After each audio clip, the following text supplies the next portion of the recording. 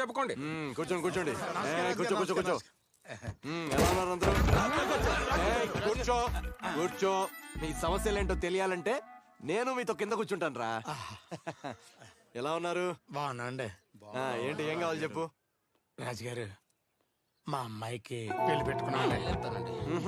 పెళ్లి ఖర్చులకి ఓ 5 లక్షలు సాయం చేస్తే. ఈ కాలంలో కూడా అమ్మాయికి పెళ్లి పెళ్లి అంటరా? ఆడపిల్లని చదివించండి రా ఫస్ట్. 5-10 లక్షలు ఇవ్వండి. అదేంటి ఈ కాలంలో పెళ్లి కంటే చదువుకి ఎక్కువైపోతుందండి.